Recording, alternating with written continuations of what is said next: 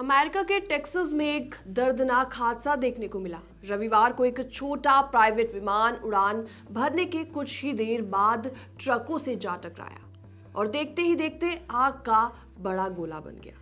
इस हादसे में कम से कम 2 लोगों की मौत की पुष्टि हुई है। तो चलिए हादसे की सारी डिटेल आप तक पहुंचाते हैं। नमस्कार, मेरा नाम है प्रेरणा कौशिक। तो यह हादसा फोर्ट वर्थ के पास हिक्स एयरफील्ड के नजदीक हुआ। जानकारी के मुताबिक विमान ने इसी एयरफील्ड से उड़ान भरी थी, लेकिन कुछ देर बाद ही 18 पहिया ट्रक और ट्रेलर से ये जा टकराया। टक्कर इतनी ज्यादा जोरदार थी कि विमान और ट्रक दोनों में आग लग गई। अफसोस की बात इसमें यह है कि विमान में सवार दोनों लोगों की ही मौके पर मौत हो गई। फोर्ट वर्थ फायर डिपार्टमेंट के मुताबिक यह हादसा दोपहर करीबन 1:30 बजे के आसपास का बताया जा रहा है। आग इतनी ज्यादा तेज थी कि कई ट्रक और ट्रेलर भी उसकी चपेट में आ गए। हालांकि बाद में आग पर काबू तो पा लिया गया, लेकिन इसी बीच 2 लोगों की मौके पर मौत हो गई। एक चश्मदीद से बातचीत में उसने बताया कि उसके पास के एक कैफे में वो काम कर रहे थे, तभी एक तेज धमाके की आवाज आई।